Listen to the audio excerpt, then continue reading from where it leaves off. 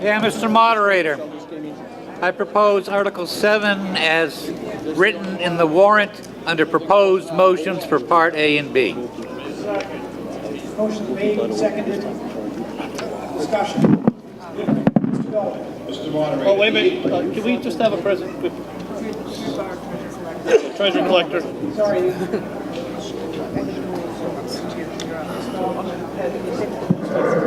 For Part A, and I'll do Part B.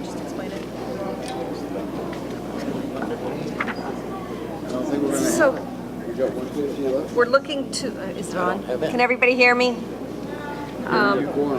So we're looking to adopt the Mass General Law, Chapter 40, Section 22F, which will authorize the municipal boards and officers to fix reasonable fees for issuance of licenses, permits, certificates for services rendered.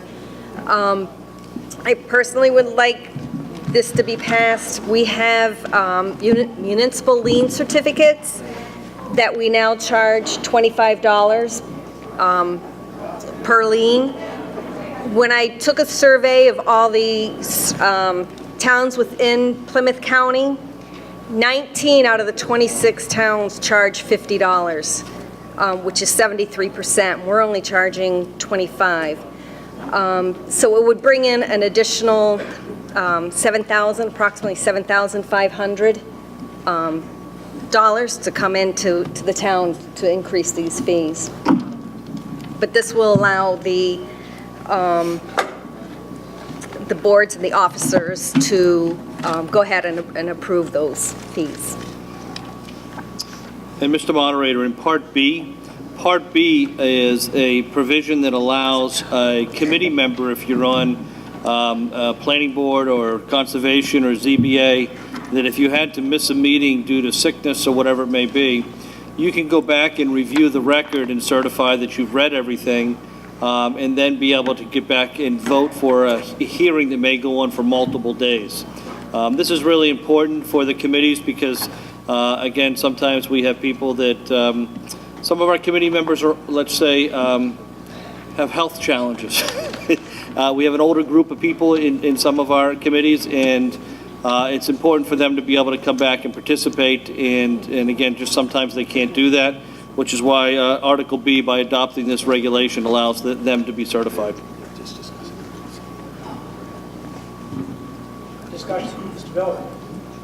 Two things. Number one is, by allowing the boards and officers and other town officials to set these fees, it could turn around and cost us to do work within our own town a lot of money. I'd rather us be in control, the town meeting be in control of these fees. If they want to increase it, come to us and we'll approve it, or we won't. We can change it, who knows? But that should be part of our right to do. All right, that's the first part. As town meeting members, we need to have some type of control of this town, because, I don't know, it doesn't seem like a whole lot of control in here. Now, the second part, B, here, all right, the meeting minutes aren't the best. Not everything's videotaped. Meeting minutes are not accurate. They're not complete. You may miss something. If a member doesn't show up for a meeting, then they shouldn't vote on something. To say that I read the meeting minutes, but what the meeting minutes didn't include something that was very important, like a neighbor said or something. So you got to vote these two down. There's no question about it. Let us have the control, okay? If there's somebody that needs to be at a meeting, they should be in meetings, okay? The records are not accurate, I can tell you right now. They are not accurate, they are not complete. Meeting minutes are not good. Some are good, some are bad, but I can tell you, I've seen them, I've read them, and they miss a lot of information. So vote these two down, please. Don't give the power away. Any further discussion? I didn't get the recommendation of the Board of Selectmen. Board of Selectmen voted 5-0 recommend. Finance Committee. Finance Committee voted 8-0 to recommend. Mr. Pratt. Steve Pratt, 16 Western. The Mass General Law, Chapter 40, Does that require municipal boards to have hosted meetings where they would be discussing raising the fees? And so therefore, it would be open to the members of the public to attend and to voice their opinions before any vote will be taken? Yes? Yes. Through you, Mr. Moderator. Thank you. Yes. Town council says that is in the affirmative. Any further discussion? Yes, sir. Ben Dexter, 149 High Street. Like, after we heard Mr. Belvin on this one, I think it gives delegates a little bit too much authority, and I think if we want to set fees for serving boards or things like that, then we do it in town meetings. I have no opinion on that.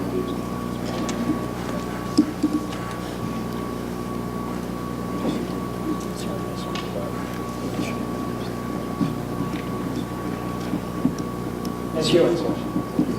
Sarah Hewens, 52 Forest Street. I'm not sure if everyone heard at town council.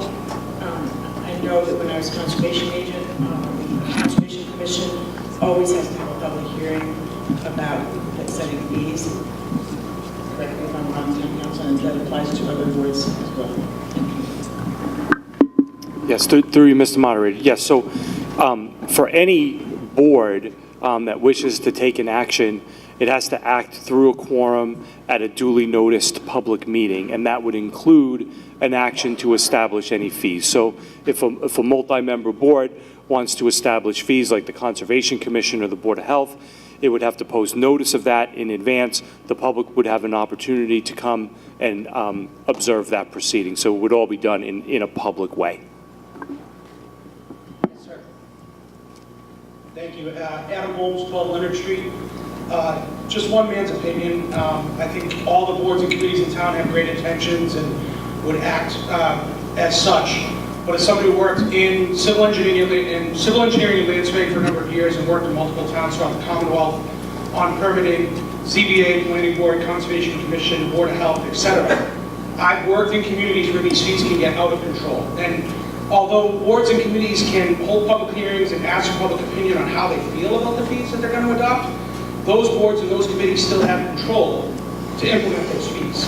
So they can hold a hearing and make people aware of it, but if they feel strongly that an NOI should require a $500 fee or whatever the document is or fee is, they still have the power to implement those fees. I've worked in towns where certain boards and certain committees yield far too much power and tell people what they can and can't do, right down to the materials they use to build their decks. So I would urge everyone just to be cautious with this and not to turn over all the power to the boards and committees, only because informing you of something is great, but still having the sole discretion to implement and adopt is not what the power is. Tina Johnson, 7 John Alden Court. I also agree that I think we should vote this down. I understand that it can be posted, but I think it's communications until they become more transparent and clear. We have to learn that people from our water district did not find out, and I'm not saying that it wasn't necessarily communicated, but it wasn't communicated well. I've done research on financial policies, and on the website, they're not readily available. They had the later version, not the latest version, the earlier version was available, and it was very difficult to do my research. So I really think that until we get our communications cleared up, but we need to, and I also agree with the fact that this is the democratic body in which we vote, and we need to protect that. Thank you. Seeing no other movement to the mics, action now comes on Article 7. This requires a majority vote. All those in favor of Article 7 as proposed signify by stating aye. Aye. All those opposed? No. The noes have it. Article is defeated. Article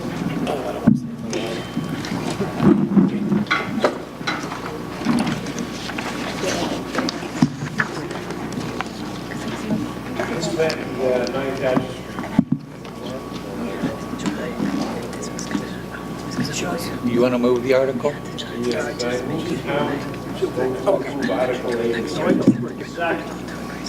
motion made and seconded. Discussion, Mr. Mayor.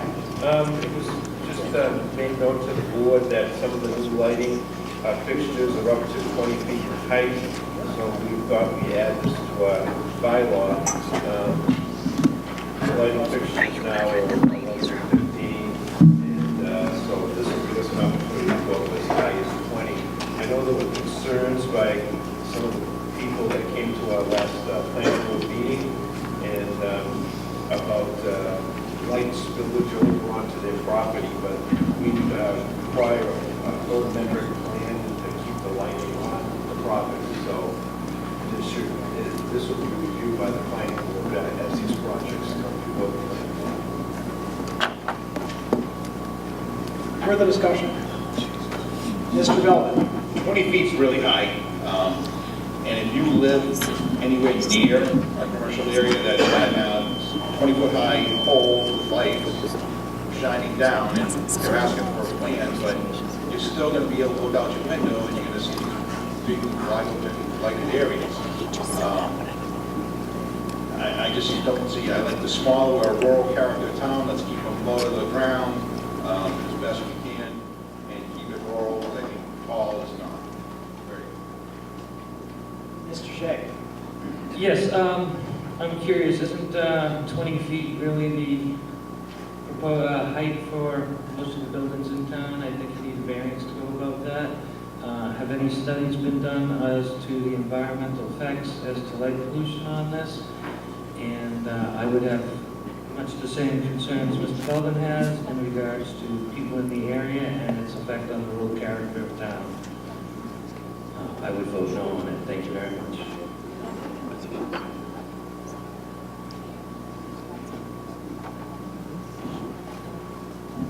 Mr. Sinclair? Thank you, Mr. Moderator. Through you to the body. Will Sinclair, 5 Lillian Way, planning board member. We looked at this on proposals that have been coming into the board, most particularly on some of the lighting requirements that are there. A lot of our parking lots for commercial structures, including like the Edaville project, Shaw's and stuff like that. We're looking at the photometric plans that will allow for safe passage of the residents in that parking lot or in those parking lots.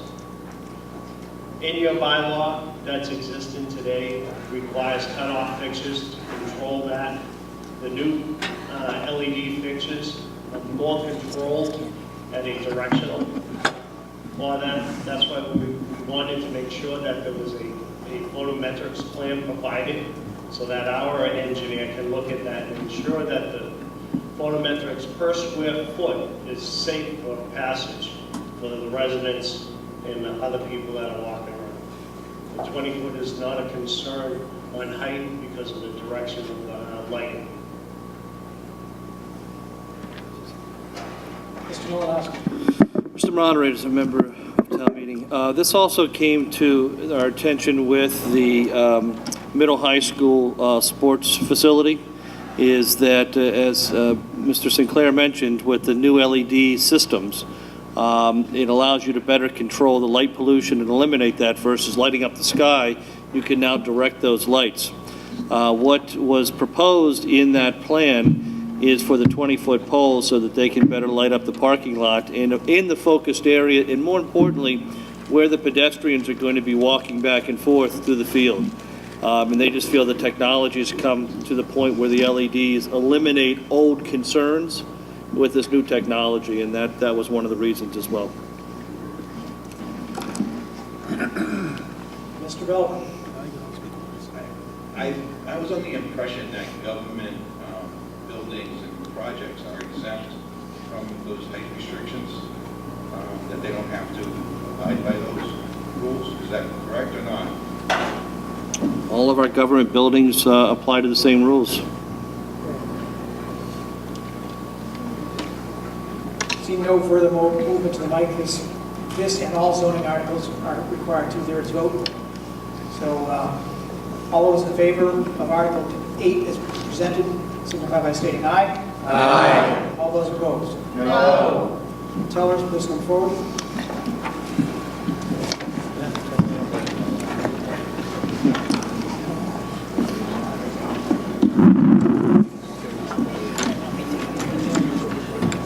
All those in favor, put your green cards in the air, please.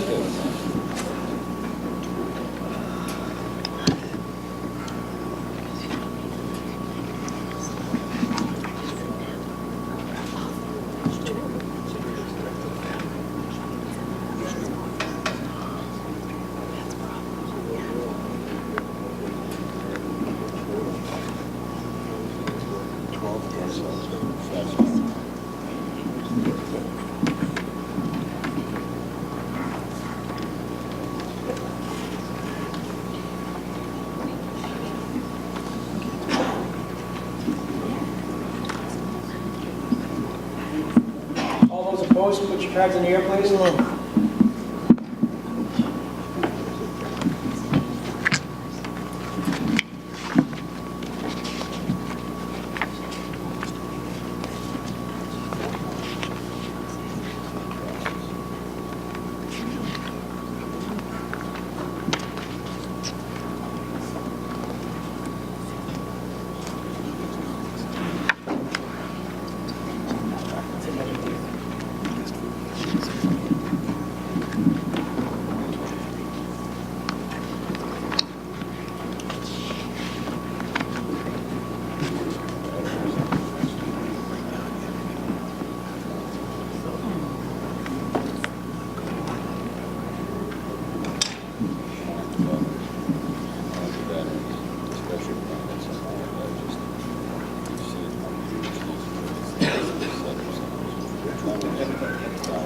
Votes in favor of 83, 23 against, two-thirds vote passes.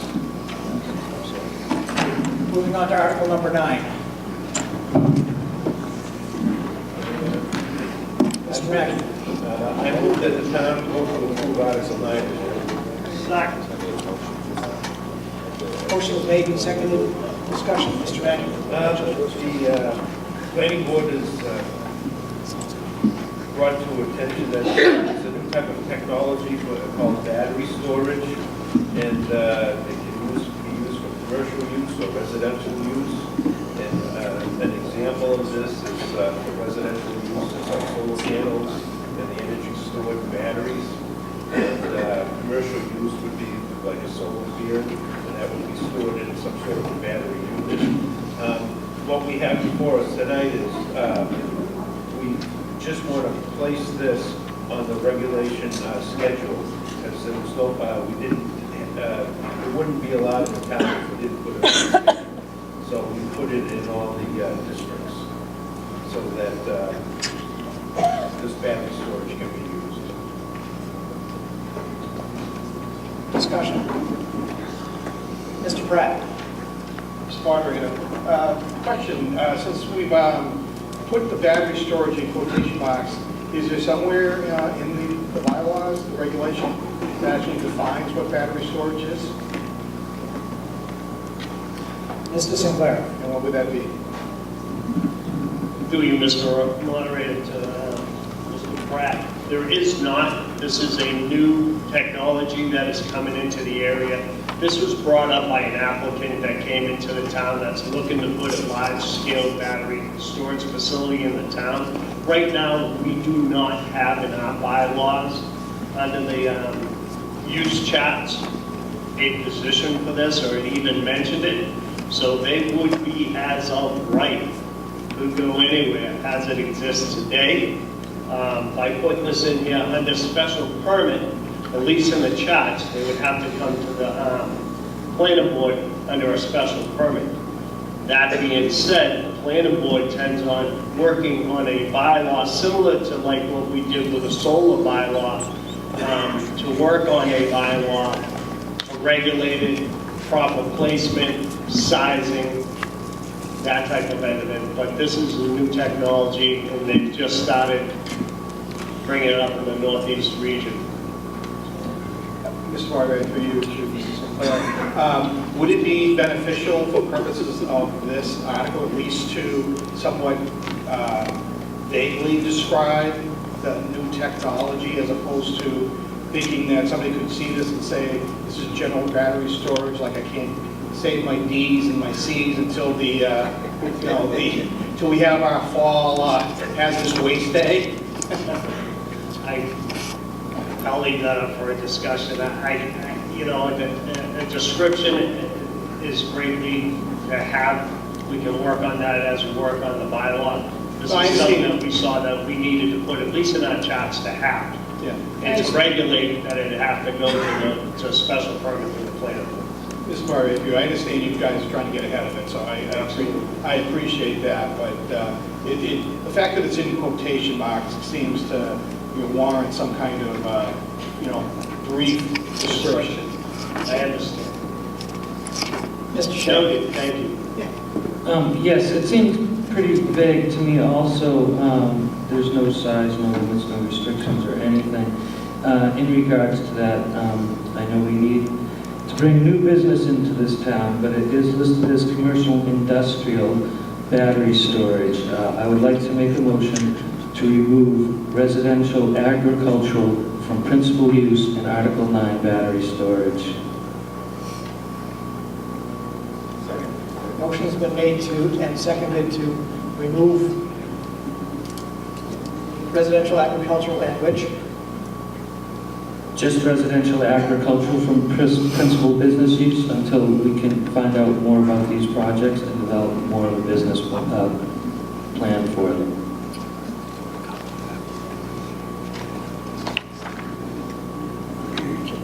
Okay, motion's been made and seconded. Mr. Malinowski? Yes, if I could address that, that would be detrimental to the future financial impact of the town, and here's why. Is that the new battery storage technology, and I think to address Mr. Pratt's concern, this is really for primary use. It's not for your C's and D's and everything and for what a residential may have. It's more for the commercial development of these battery storage units, which are being made by Tesla and other similar companies like that. However, you just can't put them anywhere. So I know you just mentioned we put them in the industrial park on Route 44. You can't, because they don't have a connection to anything. These battery storage units, what they do is they collect power off the grid. And they take the power when there's high volumes of power when it's not being utilized, so the grid is actually cheaper to buy the power. They store it, and then when the grid needs demand, then they release the power back onto the grid. So really the only place these things can be sited around town is anywhere on the transmission lines that run through the town. This is a competitive advantage that Carver has. We do have a nuclear power plant to our east. Guess what? They got to get the power out of there. Guess what? The power comes through Carver.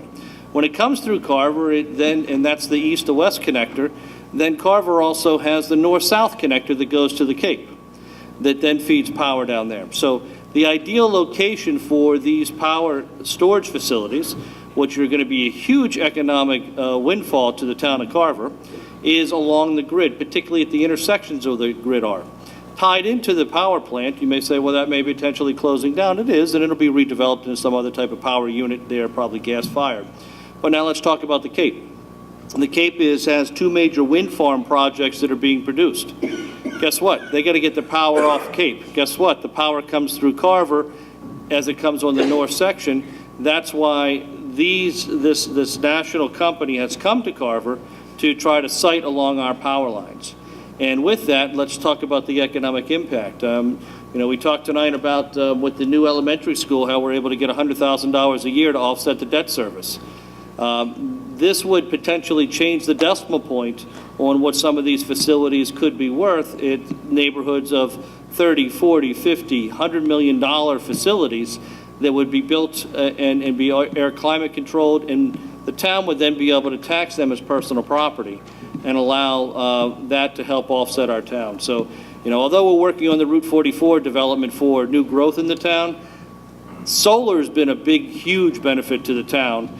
This is going to be even bigger, and it'll be small parcels that this can be done because it's very concentrated, and it would be, again, based upon and adjacent to the transmission lines, which already have huge transmission lines. These would just be little buildings stored next to that with these in there. So that's why I would just suggest town meeting not adopt this amendment. Is there any reason that we couldn't add this back on after we found out a little bit more and developed a real plan of action for this? I think we've been through this for the solar plants, and it wouldn't hurt us to wait 1 year to add that back on. I don't see what the big issue is. I wouldn't want to wake up with one next to my house, just like I wouldn't want to wake up with a solar farm 50 feet. So I'd like to address that question, is that we have an applicant that has a purchase agreement for land in town, and they want to move forward with this. What the planning board is doing, as was mentioned by Will Sinclair, is getting ahead of it because we don't have it in our bylaws. So they're putting it in here, so it has to go through the planning board review. So this protects the town by allowing it to go through that. If this wasn't in there, as Mr. Sinclair said, they could go anywhere, and again, they're only going to go next to a transmission line. The other thing that could happen too is they could bypass the whole town and go through the DPU and just get a site assignment through that process. So again, this is a live project that's coming. This has a huge economic impact to the town, and this is something the planning board has been working on to pursue. Right, no, clearly I understand, and I understand the importance of this. I think that we should play it safe and not put it in residential agricultural. Are you telling me that there's a proposal to put a commercial industrial battery storage facility in a residential agricultural area? And if so, what is the size, and why aren't there more details in here? I think we can wait 1 year and see how this goes and add it back on. That is my motion. It has been seconded, and thank you for your time. If I may, for large-scale industrial applications of battery technology, I'm sorry, Matthew Kennison, 9th Street. If I may, for large-scale applications of battery technology for storage, as they're talking about with grid systems, it is not economically beneficial to move them away from those power lines. So as they pointed out, the places where they will install them are already unsightly places in town where you have high voltage lines. It's not going to really degrade it. Anybody who's driven down Route 58, where they just put up those retaining walls by the cranberry bogs there, when you just pass major impact going south, going north, you're able to look to your left and see those high voltage lines. There'll be areas like that where those will be going in. If I might also add, for residential as well as for agricultural purposes, right now my understanding is this is adding battery storage to the ability to be added. So if I'm not incorrect, is it unable to add battery storage to my residence as of right now if this does not go through for residential? Like if I wanted a Tesla Powerwall, could I not add that to my home and solar system without it? Mr. Sinclair. Mr. Moderator, through you, if you are a residence that has solar on your house, they make these units now. They are available for you to purchase. They're about the size of the inverter that is existing at your house, and it ties right in that way. That's not what this is addressing. These are large. Absolutely. No. What we're talking about, just to get in some more detail, because this was asked by the previous speaker, is a company is looking to come in and for about a 3-acre site, so it's a small site, right adjacent to one of the transmission lines. Most of the transmission lines that run through the town are zoned residential because you can get a waiver from the state. And the investment they're looking to do for this one particular project is $100 to $150 million. $100 to $150 million.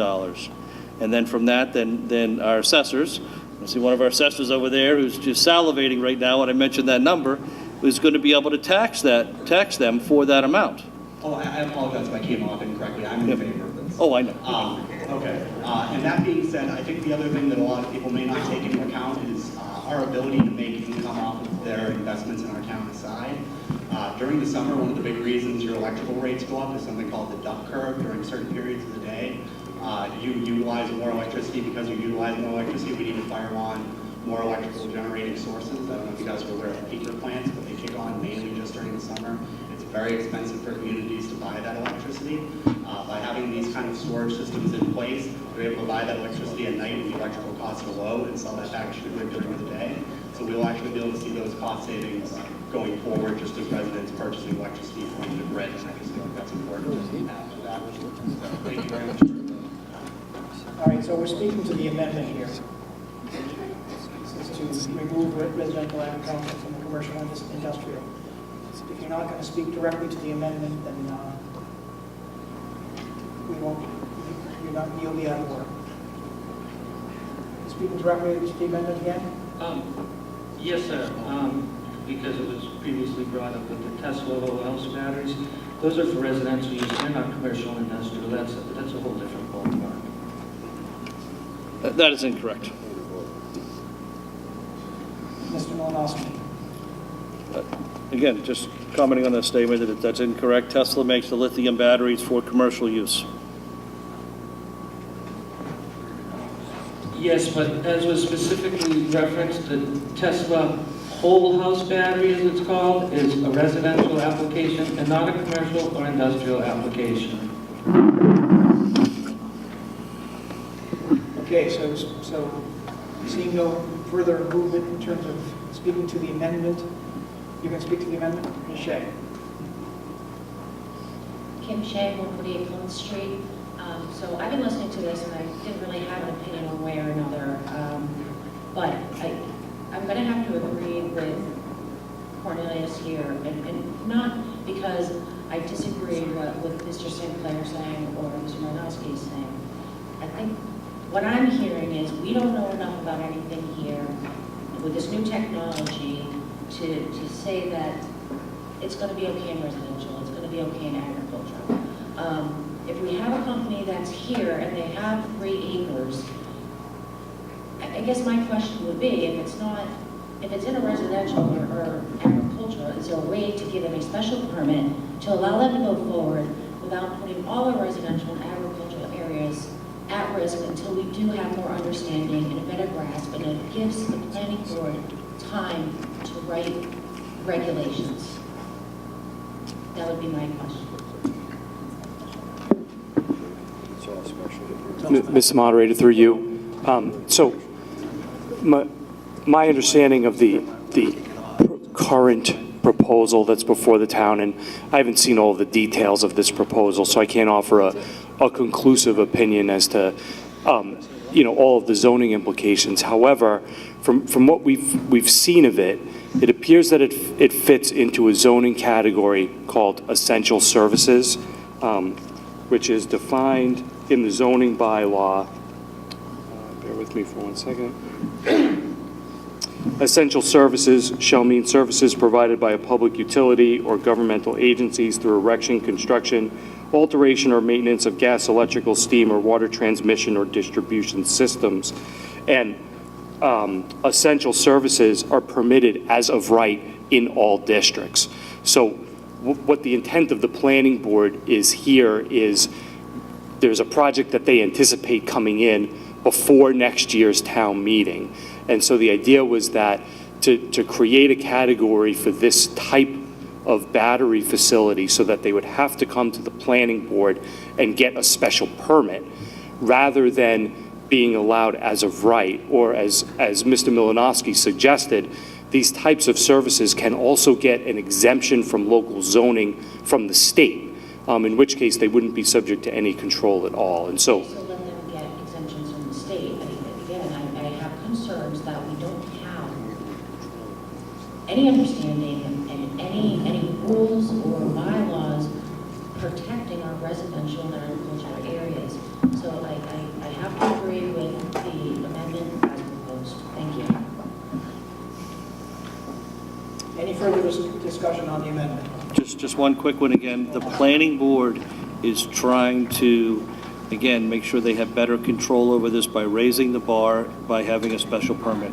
So they're trying to protect the town by installing this bylaw and putting it into this category. That's what their intent is. They're trying to protect the citizens of the town. That's what they're doing. Okay, vote now comes on the amendment, which is to remove residential, commercial, industrial battery storage from residential, agricultural, to remove the commercial, industrial battery storage from that category. All those in favor signify by stating aye. Aye. All opposed? No. The noes have it. Moving on to Article 9. Nope, no, we got Yes. No. Yeah, we got it. Yeah, we're voting it. Article 9. Right, we'll move to Article 9.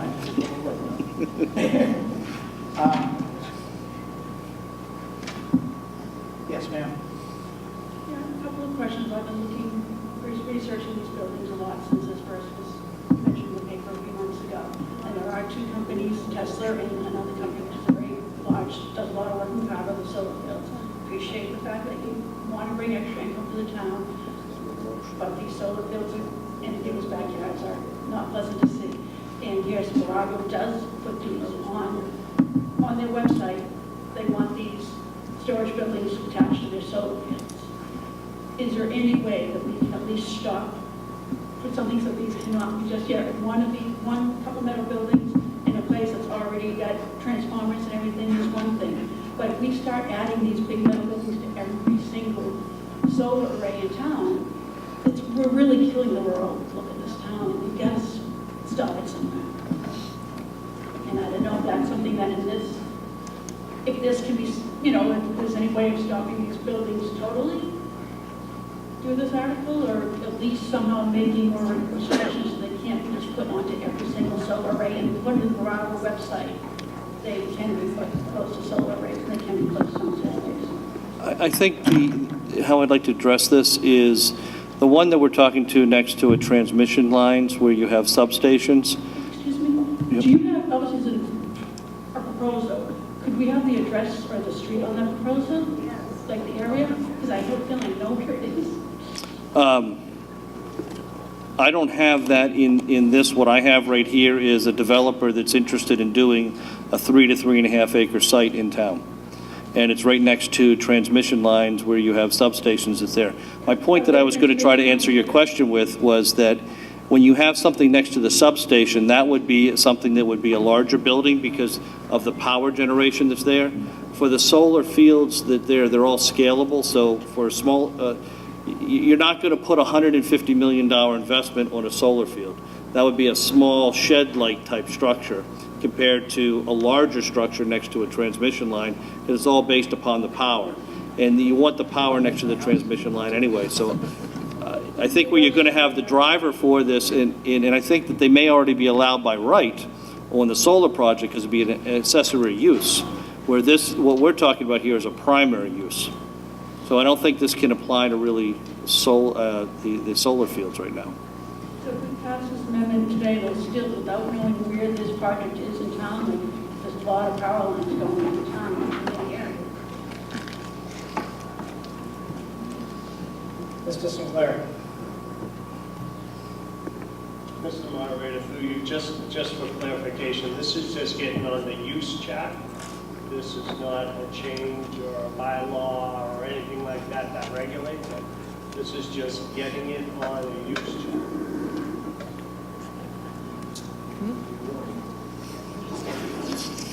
Yes, sir. Sean Bogart, Cranberry Road. I just want to say I fail to see how a private entity would be considered an essential service. They're going to be a for-profit entity. They're going to be in here to make money.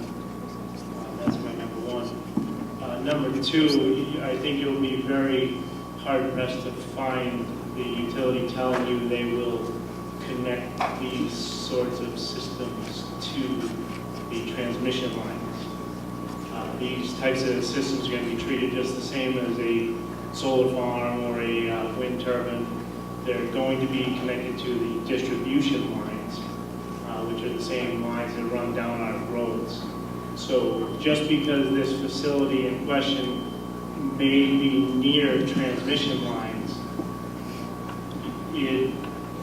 I'd be confident in saying you'll probably find a large number of poles going in to get that power out to the distribution circuit. So you're involving more than just a facility, you're involving a pole line, lots of wire, other unsightly things. I also have one more question or comment or maybe some sort of amendment to this.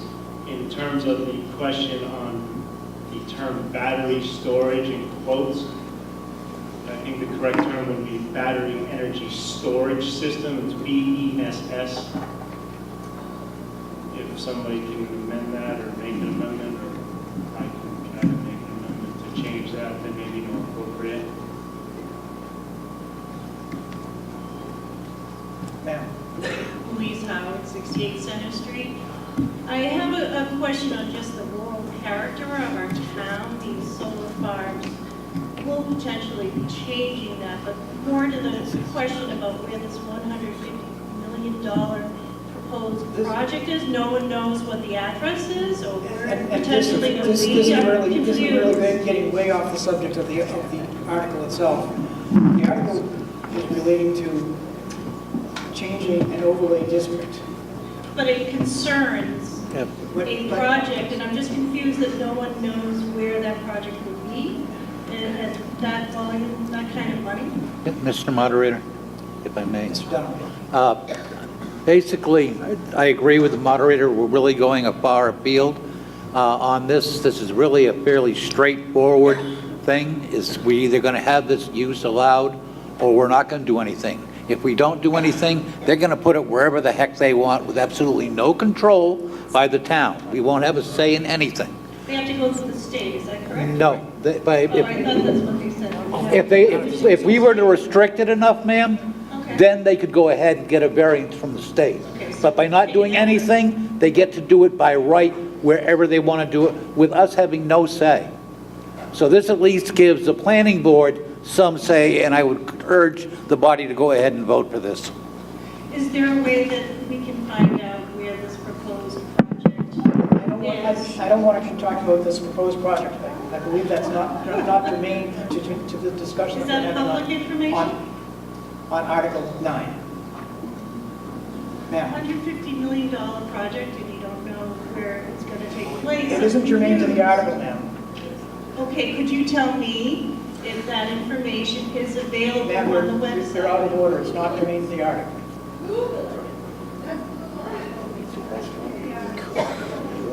Ma'am. Jennifer Bogart, 116 Cranberry Road. I went to the beginning of the public hearing on this, and I asked flat out, if this article were not approved, where in the bylaws does it say this cannot happen? And I was told, as of right now, it can't happen because it's not on the chart.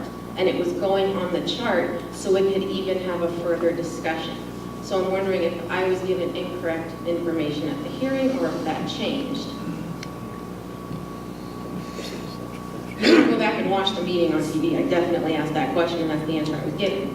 A follow-up for that, I would move to amend the motion by adding the language that makes battery storage not allowed in the ResAg or the village districts only until the town adopts a battery storage bylaw or overlay district, at which time it will change to by special permit. That gives the town and the residents a little more security as to where these will go, and if they need to be in residential areas. It's out of the scope of the article. Then the overlay district would be just by transmission lines. It's out of the scope of the article. Mr. Bell. I remember reading in our wonderful bylaws that we have, that it stated anything not in our bylaws is not allowed. Those words are in there somewhere. I'm going to find them, but that's what was in there. Anything not in our bylaws is not allowed. So, therefore, isn't that a protection of us? Mr. Moderator, I believe Town Council has already opined on what they would come in under, and as an energy use, whether we agree or disagree, they would be considered an energy use and essential use. That's what energy is, as a utility. That's where they would come in. Again, I go back to what the planning board is trying to do is to provide extra protection by putting it under a special permit. And so that anywhere they put it in the town, they'd have to come for a special permit. Moving on with Article 9. All those, this requires a 2/3 vote. All those in favor of Article 9 as presented signify by stating aye. Aye. All those opposed? No. Tellers come forward.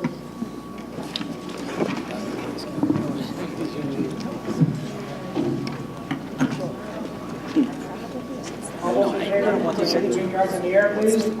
No, but I do respect the fact that we don't have that many. You should.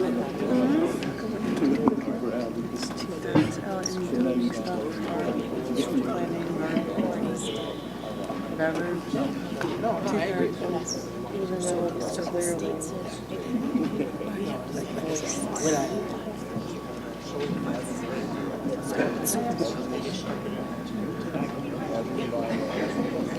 Just try to get that's right.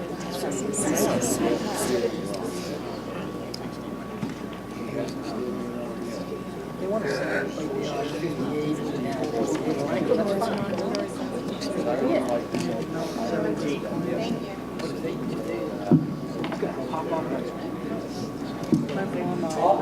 All those opposed, put your card in there, please. Spend the night.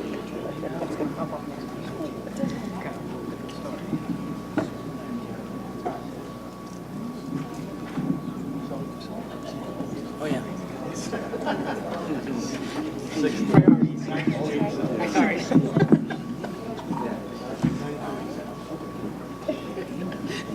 Should have done an announcement.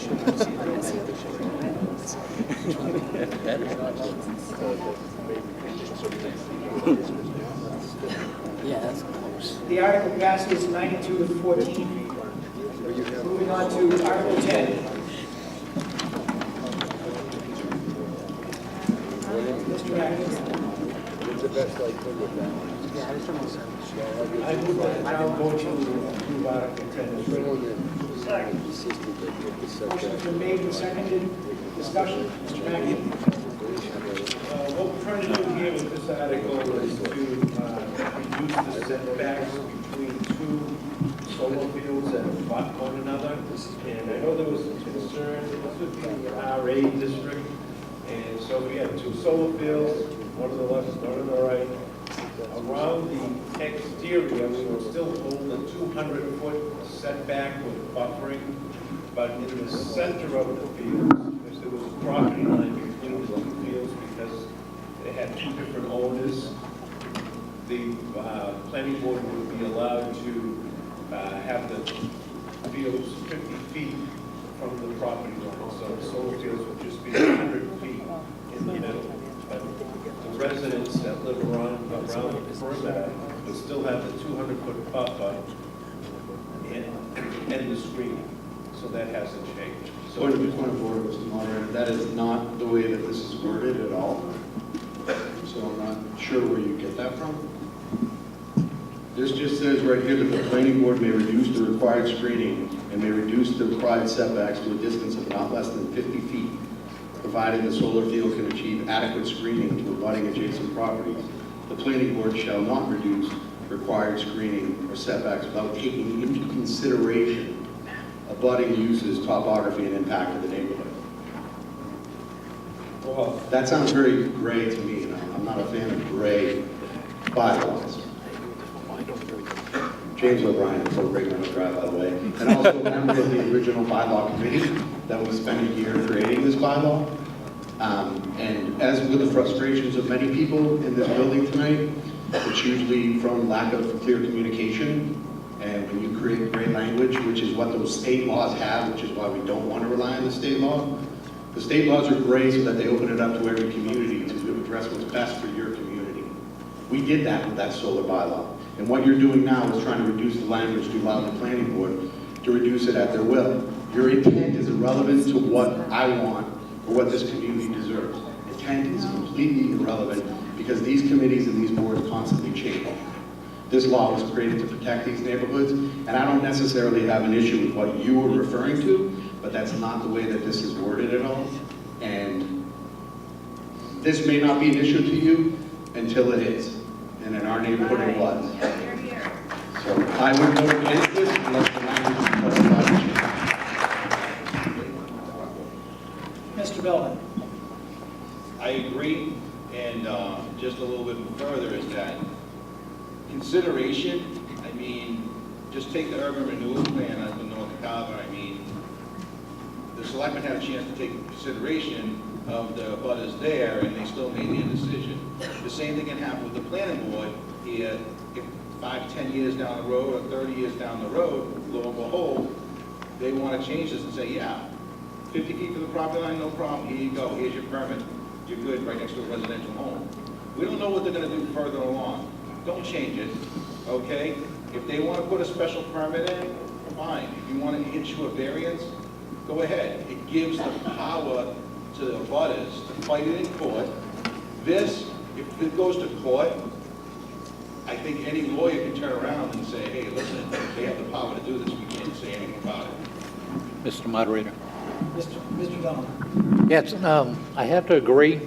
I can't help but think that if a solar company had two pieces of property, that if they wanted to do this, there are other methods, either going to the ZBA or asking for a variance, because I have to agree with the two previous speakers. I think this is a little bit too gray for, let's face it, solar fields are a very touchy subject in town. And so I think we want to make sure the town is protected, and I think there's enough wiggle room in here that it would weaken that protection if it's this way. So I would urge the body to vote against this. Excuse me.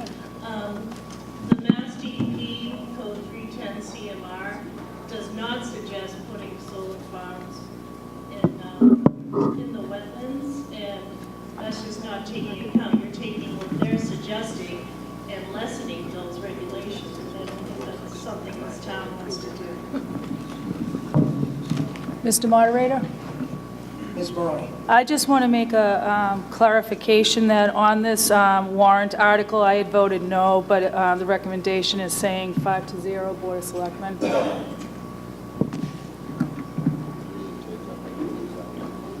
Any further discussion? Yes, sir. Howard, 68 Center Street. I would just like to remind that 50% of Carver is wetland, most of which is cranberry bog, which is subject to the Wetland Act, which is a 200-foot. I just don't think the planning board should have the power to reduce that down to 50 feet. It will. Any further discussion?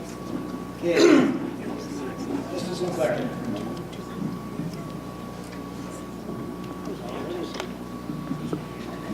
Thank you, Mr. Moderator, to the people that are here, the people on the board. Mr. O'Brien is correct. He did sit on the original bylaw committee that we worked hard for a year trying to come up with this bylaw. The under 3580-25-1, where this is referencing, the requirements in the RA district, residential agricultural, is still 200 feet.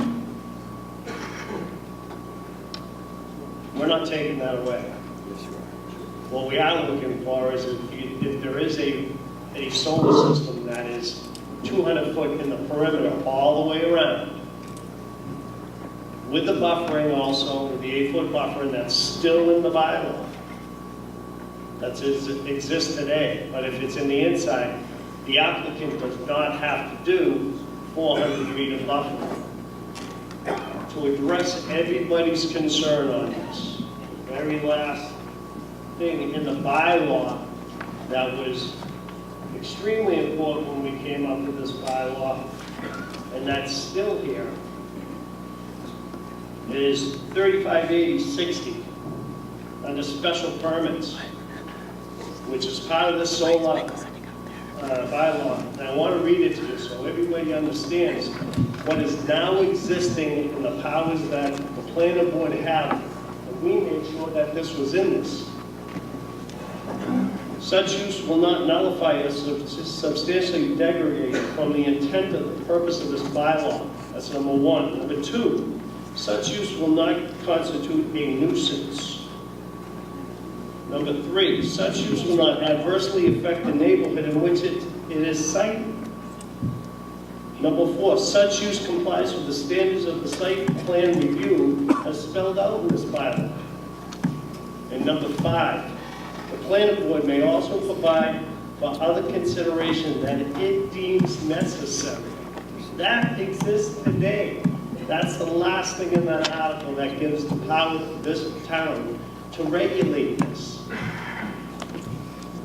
Just clarification. Jim knows that we worked hard at this. Mr. Belvin. Just to clarify here, there was at one point that an executive session was held where the town administrator went ahead and talked to the planning board and tried to encourage them to change the I'm setbacks. not sure if here. this is in the Well, scope. well, it is, because I'm talking about setbacks here, and this is what I'm talking about, setbacks here. Okay, I would be afraid to turn around and find out that a meeting was held, and then lo and We're not behold, talking that's about what any they're doing. executive session. We don't, the town meeting is not ready to talk about any executive session. Well, it's already public So it's record. up, I believe we ought to order. Okay, that's fine, no problem. Can I continue on my thought process without delaying that? Can we move the article? Ms. Shea. Kim Shea, 148 Plymouth Street. I'm going to have to agree with the original speaker and people who are talking about the ambiguity in this language. There is no reason why I guess the examples that are given to make these changes, there's no reason why those projects couldn't go forward through a special permit or a variance. And I agree with Mr. Belvin that by reducing these setbacks, and there are negative impacts to the abutters, because, I'm sorry, but the planning board will take into consideration abutters' concerns, but they don't always listen. And they should have the power to challenge that report and not have this type of language. Thank you. Seeing no further movement to the mics, we now move to voting on Article 10. This requires a 2/3 vote. All those in favor of Article 10, signify by stating aye. Aye. All those opposed? No. Tell us, come forward.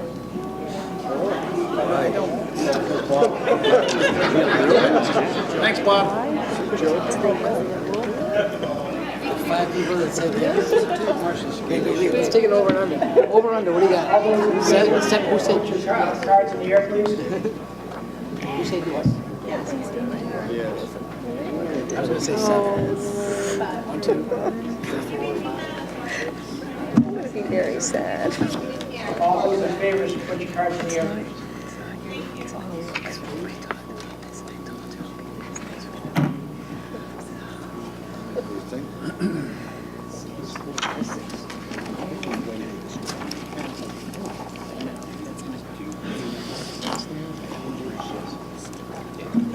All those opposed, please put your cards in the air. Do you think?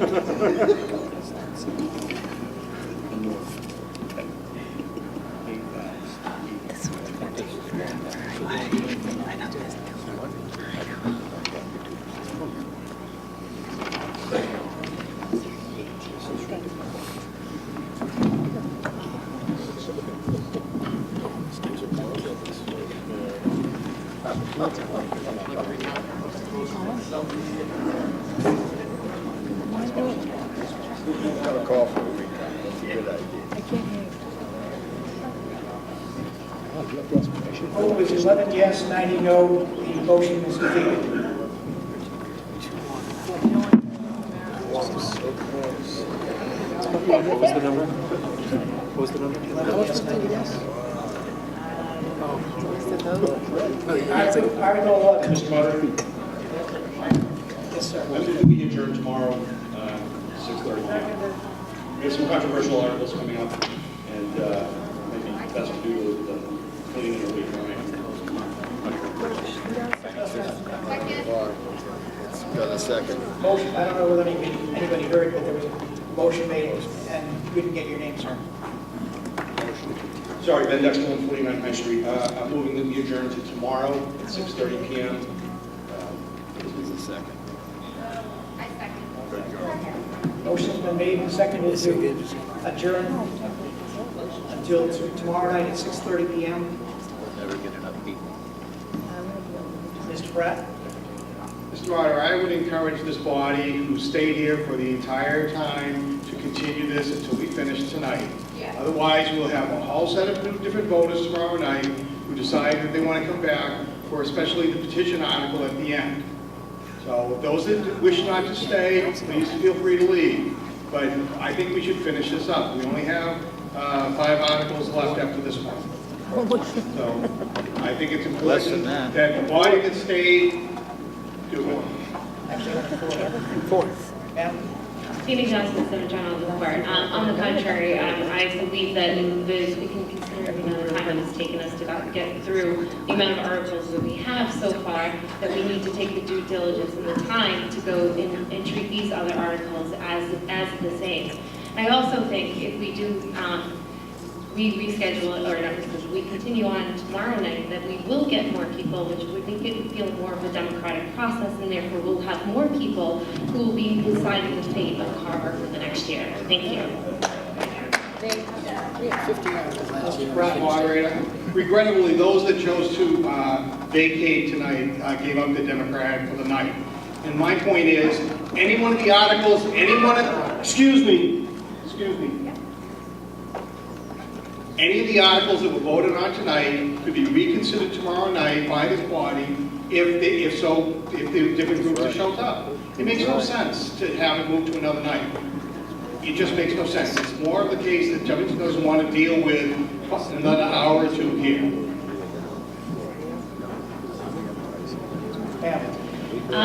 Again, on the contrary, there are a lot of people here that were teachers that have to teach, as I do in the morning. I have to be here by 7 a.m. There are a lot of parents. I have a daughter who I haven't seen all night. There are other parents here. And I understand why they left. This is a long process. We all have lives to do, and I'm actually insulted. There are people who leave because they have other commitments and things that they deal with. It's 11 o'clock, going on 11:30, and it's a late night, and we have a lot to do. And to make this, again, a democratic process, and I take very offense at calling that it's crazy or whatever the word was. This is, again, there are people who have lives, and they have rights to be here. And if we can make that, I'm not finished just as the person wasn't finished before.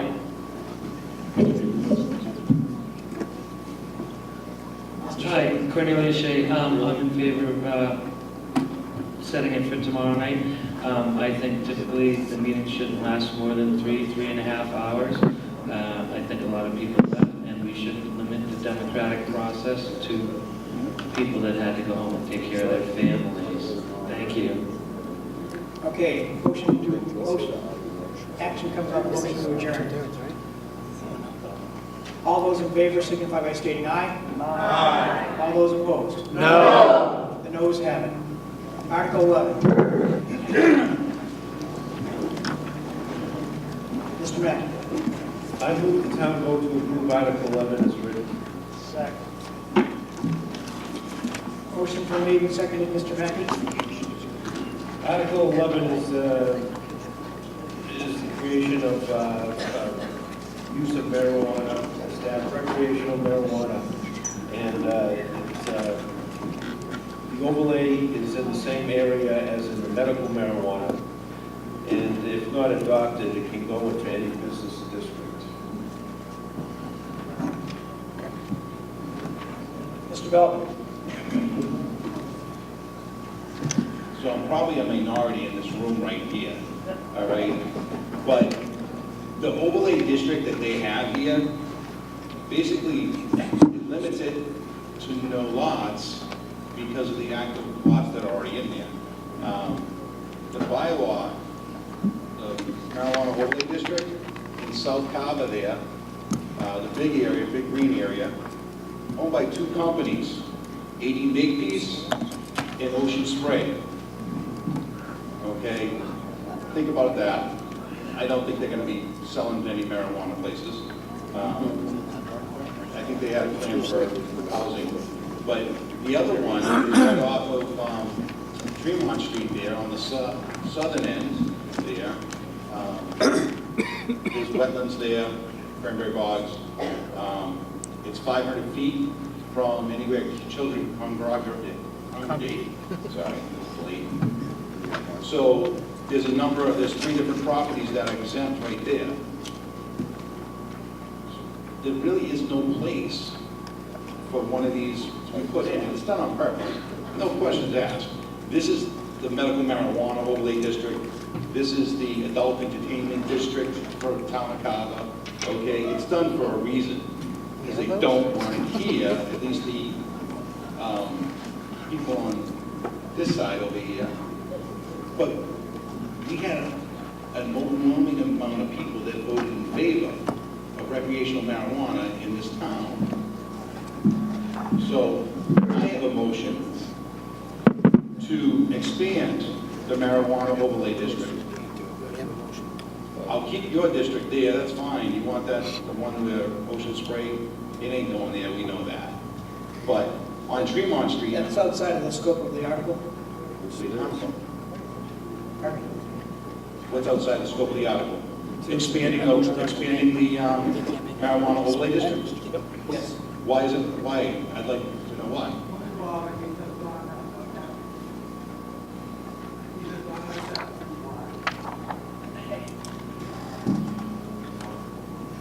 It's not in the scope of the article. It's,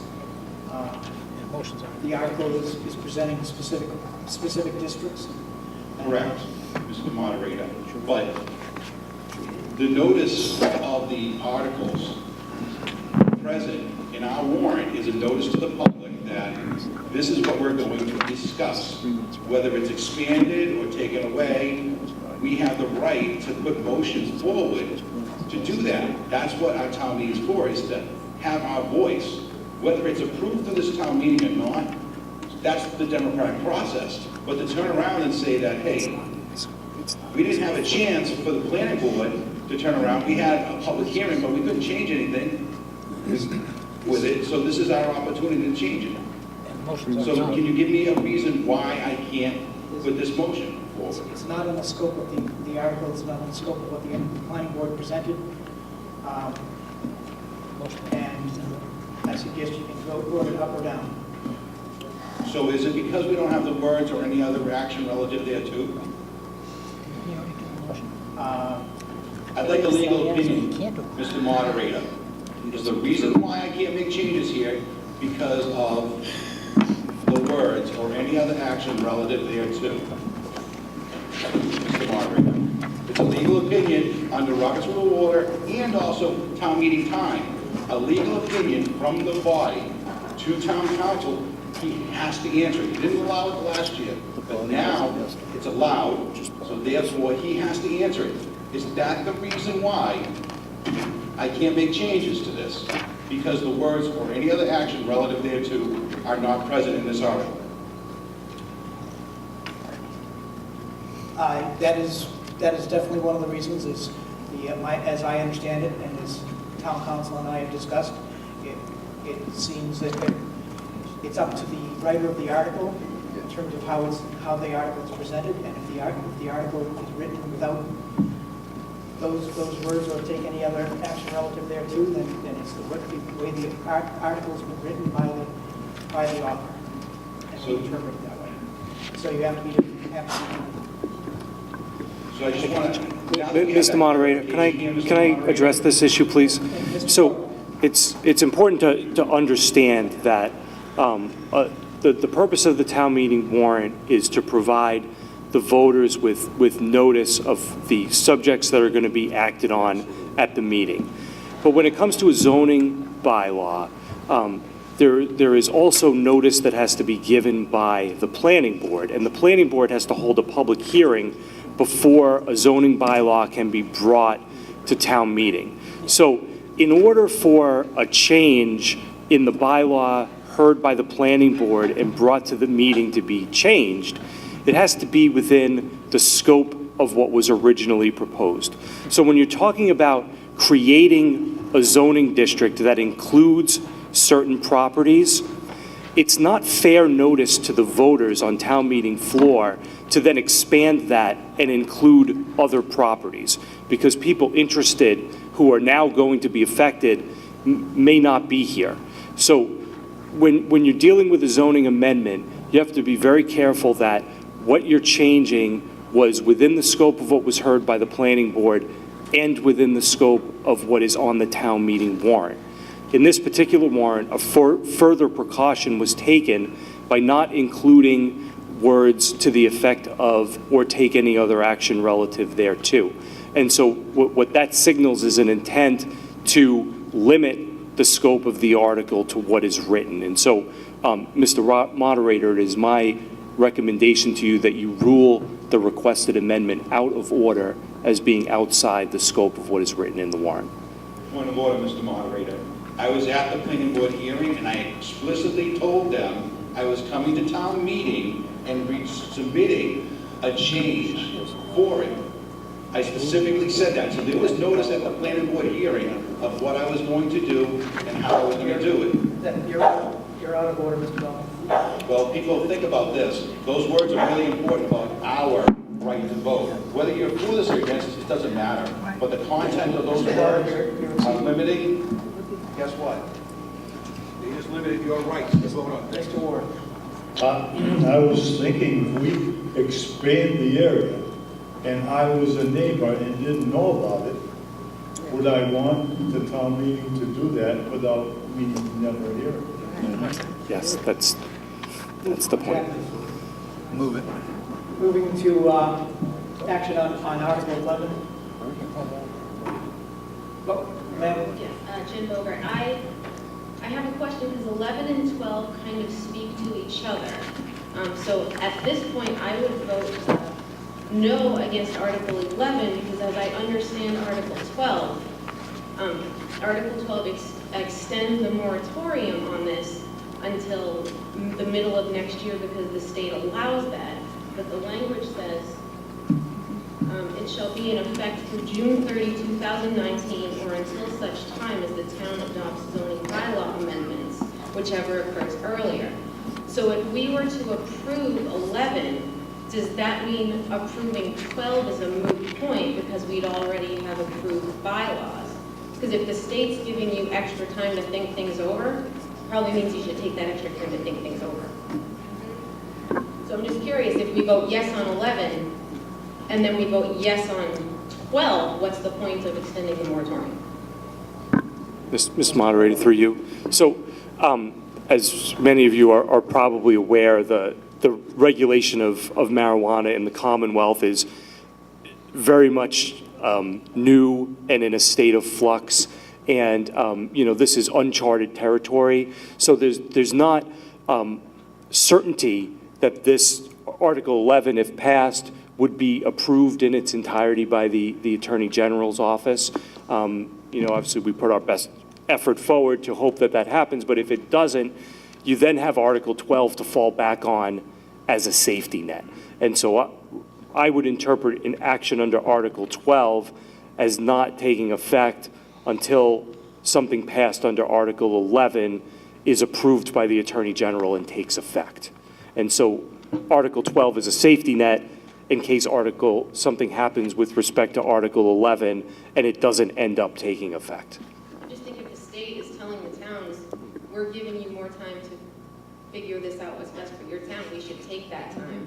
Whether you're for or against it, whether you want the area increased or decreased. The state's telling us you don't need to rush this and do anything right now. You've got till the middle of next year to figure stuff out. So I would vote no so we can take that time. Move the article, please. Mr. Bellman. Last thing I'm going to say, the church that is across the street, there's a 500-foot buffer. I think the lots that are across the street from them are within that 50-foot, 500-foot buffer. I think those should be exempt and be taken out totally from the marijuana overlay district, similar to what you did for the blue area there on the map. All right, that we actually show that this is a place where children can congregate, all right, and that those 3 lots that are within the 500-foot buffer be blued out, similar to that other one.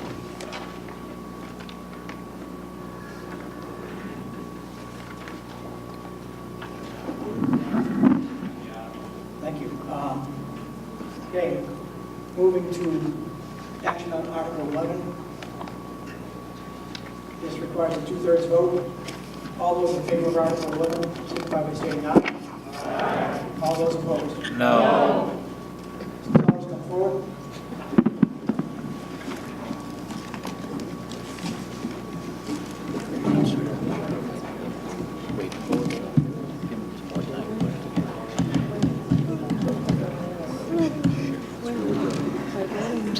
All those in favor, put your cards in the air, please.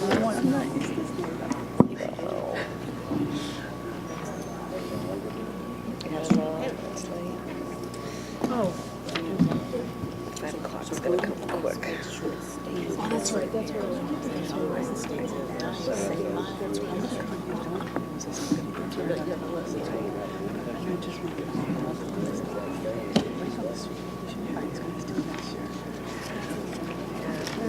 family's gonna be up in days. We'll see. Maybe a little bit.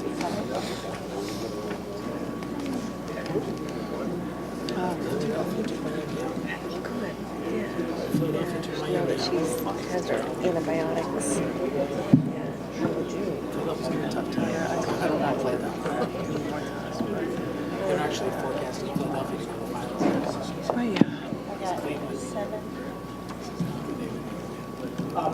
All those opposed, put your cards in the air, please.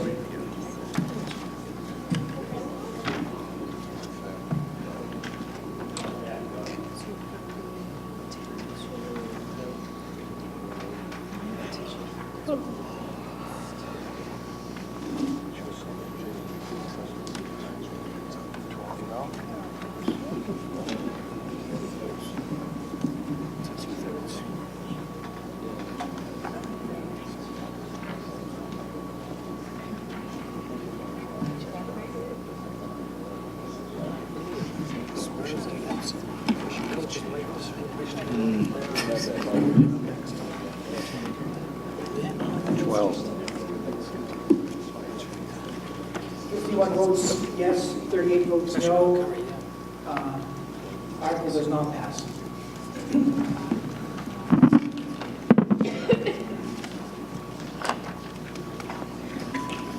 Next article, Article 12. I move that the town vote to approve Article 12 as written. Second. Motion's been made and seconded. Mr. Mackey. We currently have a moratorium that will last to 30th, 2018. And what this article does is extend it to June 30th, 2019. Mr. Moderator, Mr. Dunn. given the vote that we just took on Article 11, I would strongly recommend approving Article 12 to go ahead and make use of the time the state has given us to perhaps come up with a better zoning bylaw for next town meeting. Mr. Pratt. Mr. Moderator, just even though it's said in the words and it's in the body of the text, the introduction right under the Article 12 indicates that the amendment was for June 30th, 2018. I believe it probably should say June 30th, 2019. No, that. No, that's the original amendment. It's under, right under Article 12, extended temporary, the first three lines. On the third line, it says 2018. I think the amendment was intended to be 2019. I think that, Mr. Moderator, I believe that was what we approved last year at last year's town meeting. So where they're getting into the new delay would be in section 4970.2 temporary moratorium. Which is shown as a strikeout on the screen. I understand it's in the body of the text. I thought the first three lines under the article was an introduction, not the actual section.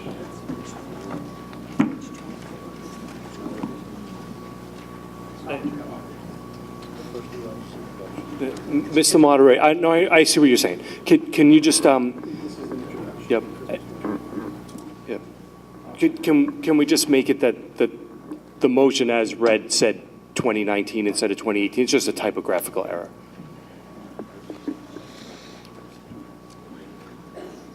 Okay, seeing no other movement to the mics, this requires a two-thirds vote. All those in favor of Article 12 as presented, signify by stating aye. Aye. All those opposed. Thomas, come forward. Really?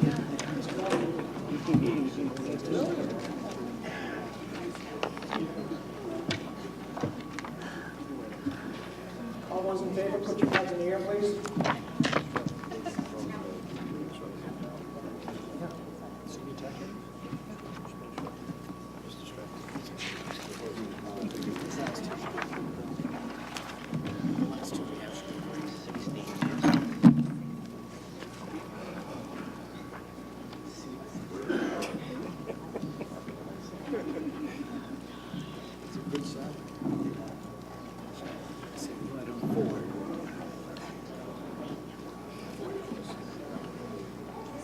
I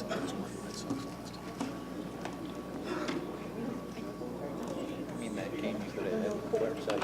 Yeah, exactly. Instead of here on this one. All those opposed, put your cards in the air.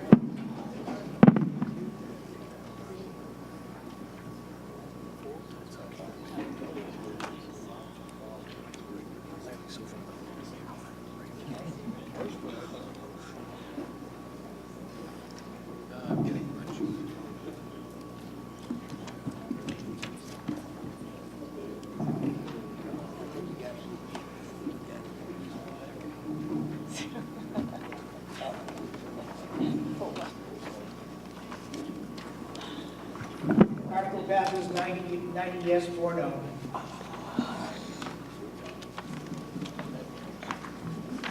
Moving on to Article 13.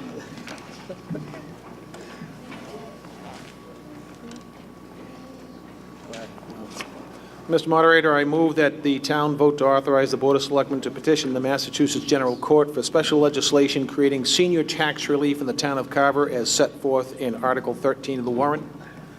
Second. Motion's been made and seconded. Recommendation of the Board of Selectmen. Board of Selectmen recommended 5-0. Finance Committee. The Finance Committee recommended 8-0. Mr. Moderator? Those of you that were here last year, this was brought up last year. It's essentially the very same petition. The idea is to try to give seniors the opportunity to, or to assist seniors in the opportunity to age in place. What this does is that if you have a senior living in their own home, it allows them to qualify for up to a $500 break on their property taxes if they meet the senior circuit breaker qualifications, which I believe for a single person are $57,000 a year, and for a couple, $71,000 a year. And in both circumstances, the taxes they pay have to be at least 10% of that income figure. If the senior meets that guideline, then they can qualify for up to a $500 in relief on their property taxes. The town, this is based on, modeled after a home rule amendment the town of Reading passed, so we know that the wording meets with the state approval. I should mention that there has been some discussion at the state level to try to do something statewide, but nothing's happened. It's been in committee for 3 years now, so we wanted to try to bring this forward again. The implications to the average taxpayer, if we had qualifying seniors, probably in the worst case scenario, and I cannot get too specific because we just don't have all the information about how many seniors we have that would qualify for the circuit breaker. However, based on the experience the town of Reading has in applying the percentages to the town of Carver, it works out to be about 8 cents per thousand on the shifting the burden from the senior to the regular population. So ultimately, if the average house in Carver, which I believe is about $259,000, it could add possibly up to $20 to your residential tax bill for a year, and add $10 for each $100,000 after that, essentially. So if you have a $500,000 home, it could add $50 to your tax bill. That's potential. The likelihood is that we don't have that many seniors that would meet this circuit breaker. Someone said to me that one way to look at this is that if you were living next to a senior that wanted to keep his home, would you loan him 20 or 30 bucks in order to do that? That's essentially what this is asking you to do. So this did not pass last year. I am asking that you reconsider this year, and hopefully I've given you a little better idea of what the parameters and the potential impact is to your own personal circumstances if it's passed. Any other discussion? Seeing no movement to mics, this requires a majority vote. All those in favor of Article 13 as presented, signify by stating aye. Aye. All those opposed? The ayes have it, so voted unanimous. Moving on to Article 14. Mr. Moderator, I move that the town raise and appropriate a total sum of $25,000 as grants for the purposes and in the amounts specified in Article 14 of the warrant. Motion's made and seconded. Any discussion? Board of Selectmen recommended this 5-0. Finance Committee recommendation? Finance Committee recommends 8-0. Mr. Bell? On D, it was increased to 6,000. It used to be 5,000 for each of them. It was increased to 6,000 for D. I just want to know why the decrease to E. Why? You'd have to ask the petitioners. Who petitioned it?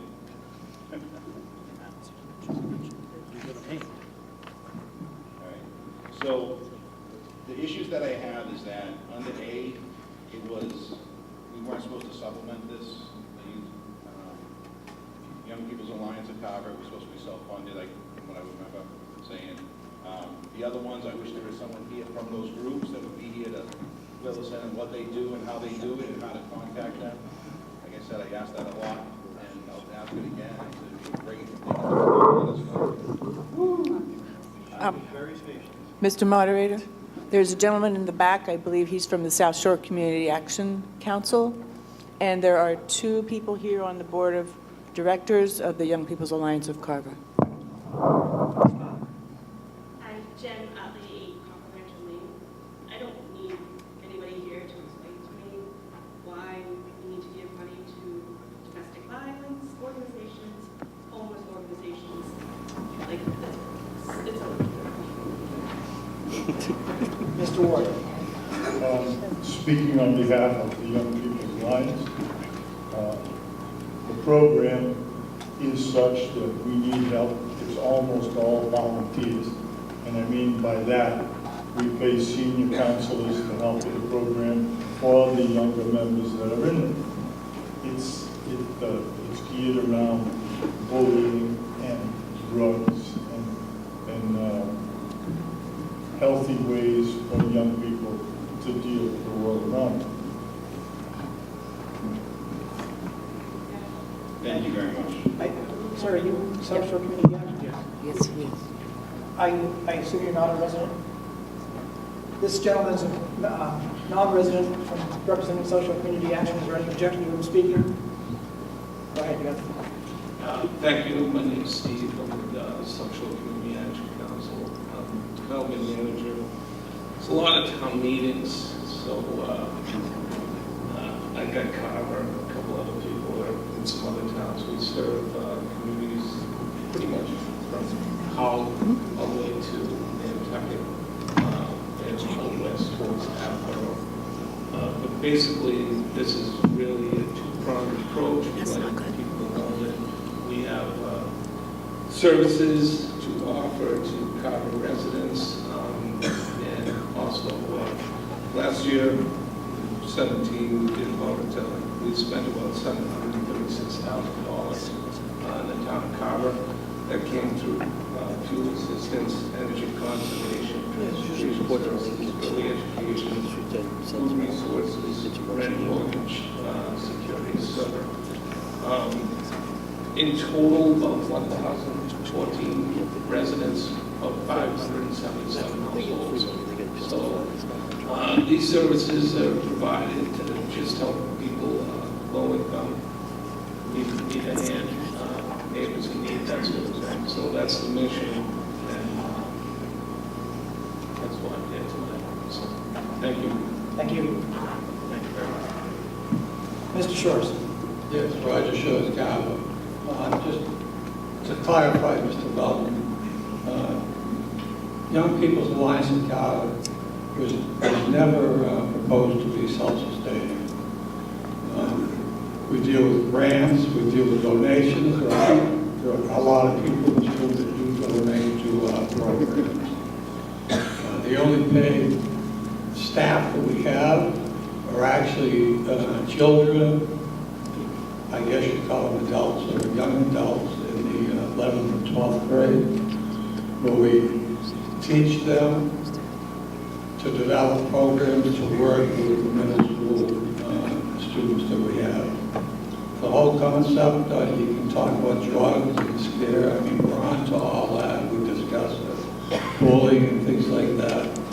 But the big thing is, our main concern was kids going home with without any parents home, because most families now, they have to have both parents working.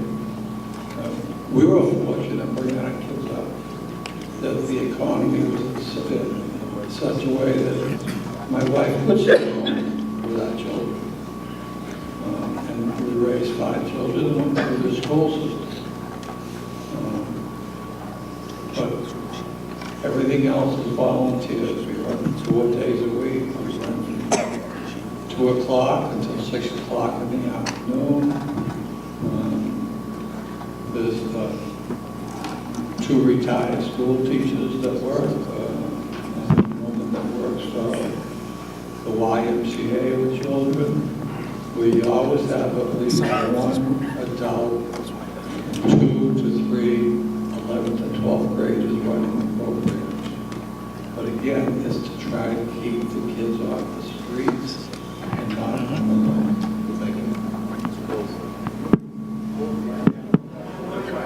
I just want to say, thank you very much. That's the information that's got to get out to people about what's available, and that's why I bring this up. I want them to speak about what they're doing, all right? The money issue, yeah, I don't have a problem with the money going there, but I want them to speak. I want to know what's going on. I want to know what's available to us. So everyone, they had a chance to speak. It was great. Thank you very much. We move to Article 14. This requires a majority vote. All those in favor of Article 14 as presented, signify by stating aye. Aye. All those opposed? The ayes have it, so voted unanimous. Now move to Article 15. All right, Mr. Moderator, this is a non-money petition article, and our motion is, I move that the town take no action on Article 15 of the warrant. Second. Motion has been made and seconded. Recommendation of the Board of Selectmen. Board of Selectmen, on their recommendation, was 0-5, totally against this. Finance Committee recommendation. Finance Committee voted 0 to 8. Discussion. Yeah, I have a few questions. As part of getting this petition together, and I thought there would be 2 different, first of all, articles or 2 different things to vote on, and I was wondering if that would be possible. And my second question is, when it was written, especially in B, I don't remember crossing out with the creation of capital and debt stabilization fund, capital transfer, one-time revenue, that being crossed out. So I'm wondering how that actually happened. So those are my 2 questions.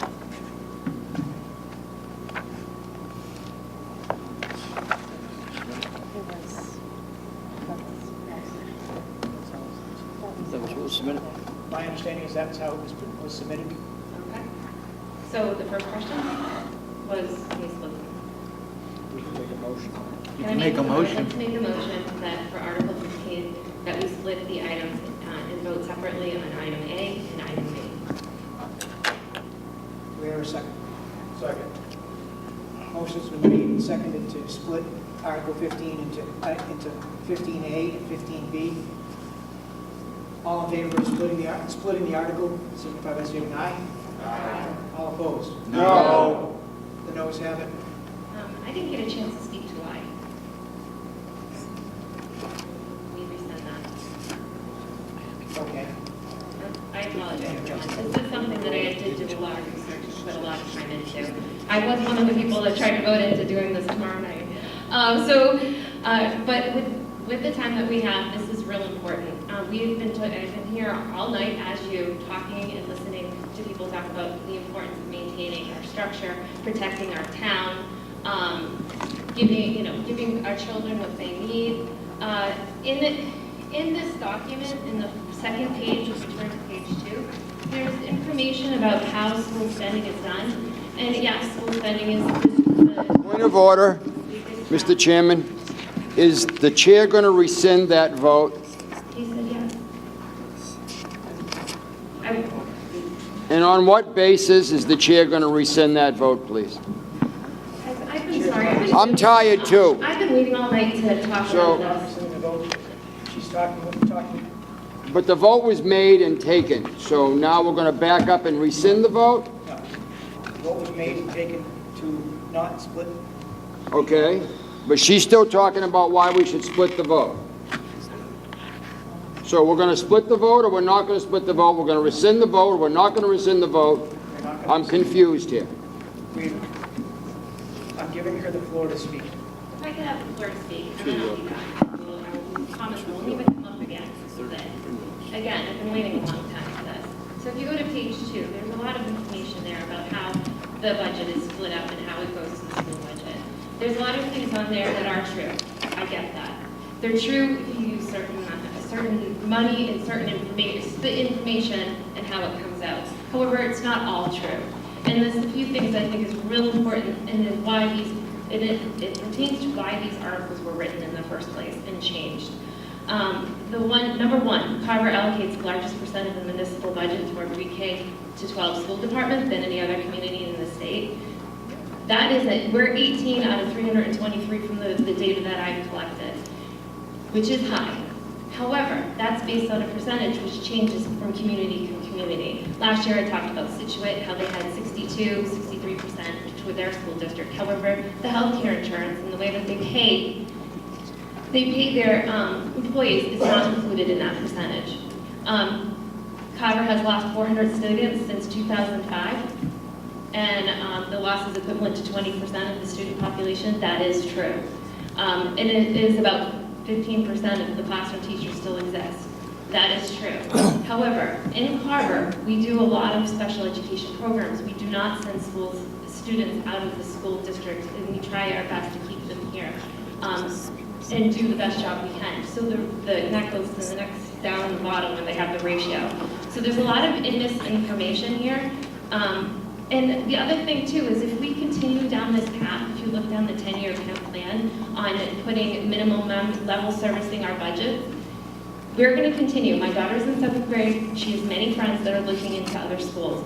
The decrease in enrollment is going to continue. We already talked about the track and field and how important that was. Well, our building and our school has to be that important also, or it's going to continue being one of the worst in the state as our track and field came down. One of the things, if you went to a school committee meeting recently when we were talking about the budget, if you want a true number about what we spend, is about 19.4% per student penny, per student spending, where the state average is 21 to 22%. So we're below average in what we pay per student. If you look at the numbers in a different way, where it's more equitable through community to community. So with that, and the reason why I wanted to split it is because the second, especially the second one with the 2/3 vote not being there. But with that said, these two articles are written to change 7.5% to 5%. Currently, we're under 5%. When we researched this, we found that the average town is between 3 and 4%. So we're already well above. The 7.5% is extremely above. And what we want to do is we do want to continue to strive to maintain. You've done great things in Carver, and I do appreciate all your hard work. However, we need to make sure that we do what's right for our children. And then the second one, we did 10% to 7.5%. We're actually, that 7.5% is well over what we currently do at this point. So I think it's real important that we actually do our research and we make sure that we know what we're doing. This year, after the full year, we've had teachers that have had to do without, and our morale is dropping that quickly, and we're working. I'm here, no matter, even though I have to be here in a couple hours again. So I would like to urge your vote for you. Yes, thank you. Mr. Moderator? Mr. Dunn. The town council has informed me by our bylaws we cannot close, we don't take action on all the articles, and by not taking action, we would be in violation of that. So I need to modify my motion, is that I move that the town vote no on Article 15 as of the warrant. Second. Motion's been made and seconded. I think that's just a correction. I think that's just That's a correction, yes. Town council and I feel that's just a correction. Mr. Pratt. Mr. Moderator, through you, we've always, I've been a resident of Carver for 35 years, and we have always supported the schools in every way that we can. And when we had no money, we still supported the schools, and that was true in the 80s and the 90s before reform came about. But the reality is, we couldn't build anything in this town And at one time, our general stabilization fund was over 10% of our revenues, back when we were getting money after ed reform. But I want to read something from the Collins Center, which was written in 2013, when we came back to town meeting to talk about wanting to build a fire station, and then a police station, and opening the path to building the school. The project team would like to acknowledge the town's foresight in establishing a capital stabilization fund, the growth and appropriation of the last 3 years, fiscal 2012-14. This action is a significant step to providing a source of revenue for debt service costs associated with major capital improvements to the town infrastructure. The concept behind this total funding plan exhibits many aspects of a disciplined financial policies. It identifies a source of ongoing funds that grows gradually through the use of capitalization for future debt service costs without any significant impact on the operating budget. The plan also provides for flexibility in future years as the fund builds and the debt for the 2 public safety projects are paid.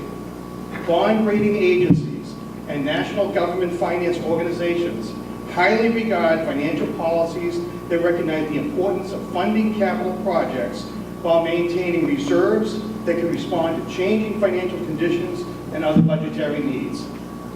I think we should applaud what is being done at the town to try to give us the financial means to do the things that we need to do so that we can free up more money in the future for the schools. We need it. We need it as a community. We made this commitment, and I think it's paying off. I think it's paying off. And I apologize for the lateness of the hour, and I apologize to you also. But we need to get through what we got to get through, and I think it's important, and I want to applaud everybody here who stayed tonight because it is important to do this. Thank you. Mr. Moderator. Mr. Dunham. I'd just like to point out that basically these financial policies went into effect approximately four years ago, maybe 5 now. All our audits every year, the auditors come back and praise the town of Carver of being leaps and bounds ahead of most other communities in the state based on our financial responsibility. And we've done this by sticking with our financial policies. And I would ask that you vote no on this to allow the selectmen to keep using those financial policies so we can continue to get, because of our policies, we got a tremendous bond rate on the new elementary school. We saved millions of dollars because of that.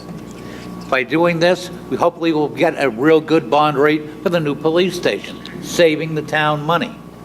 So I know it's real easy to say, well, you should really be adjusting your percentages. But right now, I don't think it's the time. I think the board will go ahead and work with the school committee as we go forward in the next years, that hopefully we can go ahead and start adding more to the school, because I think the school deserves it and needs it. But to go ahead and have the body dictate how we're going to set up the financial policies that we created, I think is a little bit much. Thank you. Mr. Neef. Yeah, I would just like to address this. And from my perspective, this is not about the schools. It's about the entire town and all town services. It's about all the departments. And the reality is, if we look at Mr. Michael's 10-year plan, the average growth rate for the operating budgets is 1.79%, which we've all discussed at school committee meetings and board of selectmen meetings.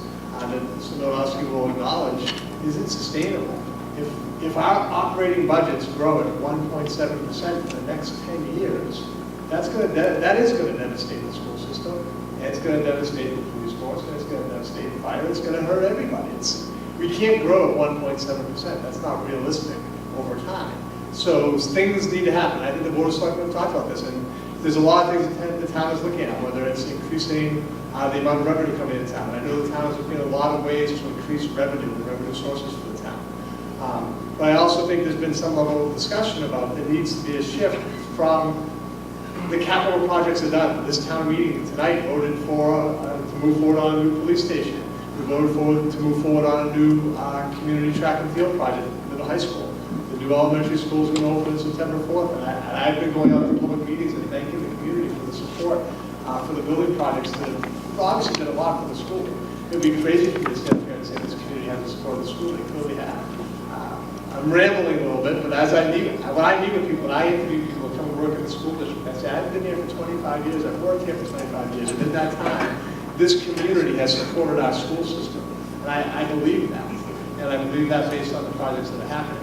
But there is that concern about that 1.79% growth over time.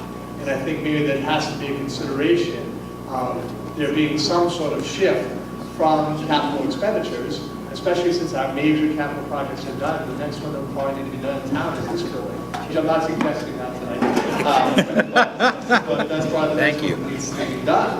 And maybe that's 15 or 20 years down the road, and maybe we have to start thinking about where we're going to save towards that as well. But and the other thing I want to point out is the articles addressed here. We're not even at these percentages yet. So our capital stabilization, I think Mr. Milowski had up there is at 7.4 right now.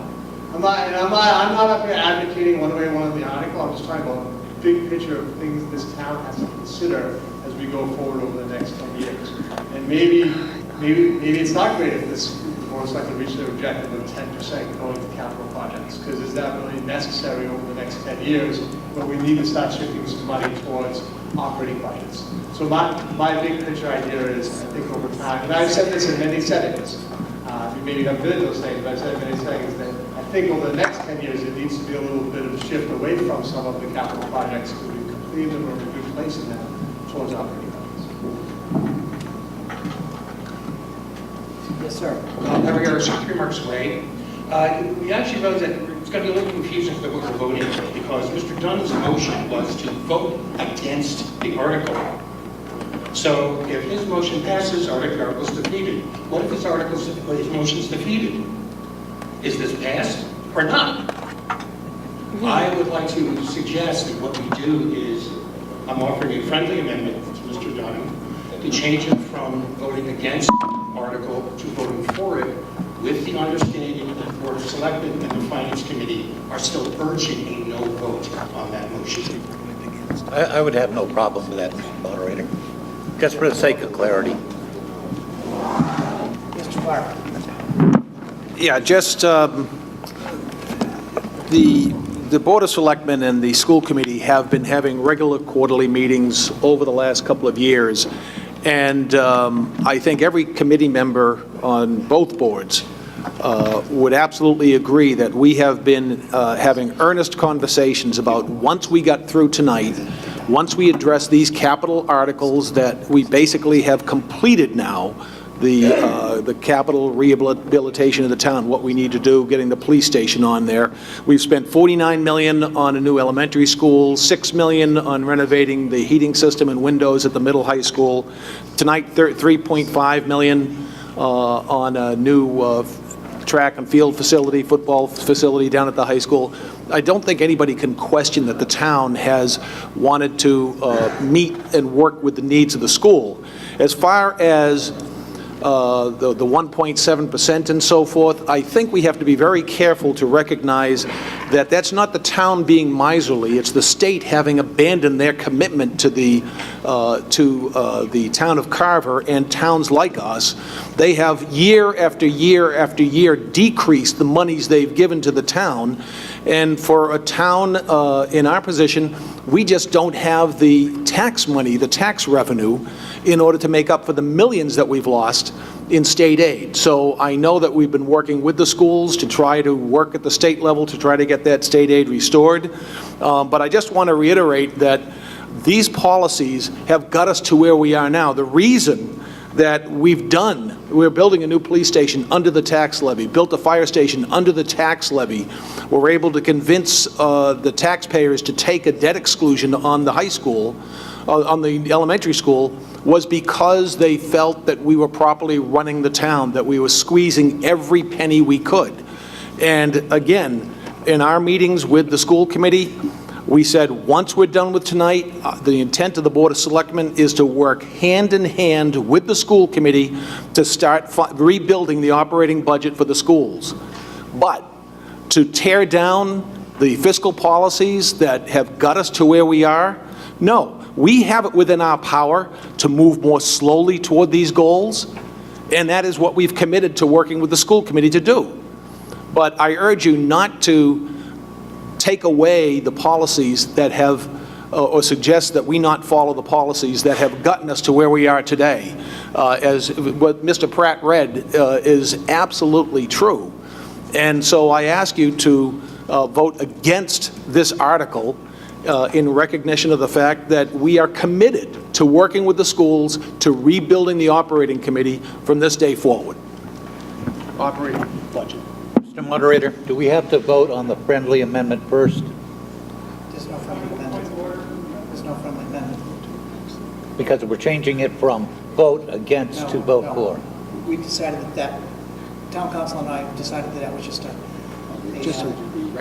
Tell everybody what we're doing. We're just, Could you please enlighten us what you two discussed? thank you. Through you, Mr. Moderator. So we have an unusual circumstance of a negative main motion, so we're just going to vote it backwards. And so the vote the moderator is calling for is if you were, well, I guess I don't want to be the moderator, but if we're ready to vote, I would suggest that if you are against this article, you vote now. What? So all those against, yes. Yes. Assuming we're ready to vote on Yes? Article No. 15. What? All those against Article 15.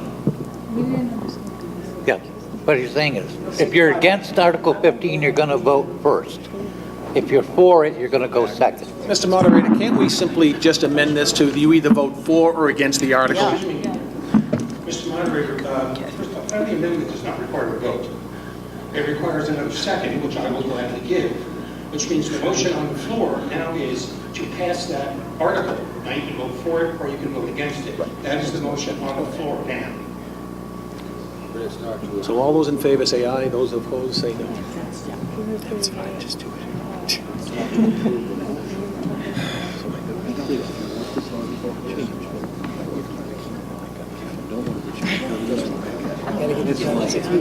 If you want this article to pass, and if you want the percentages to change, you're going to vote for the article. If you wanted to not change, you will vote against the article. So all those in favor of Article 15 signify by stating aye. All those opposed? No. The noes have it. The article is I hear a motion to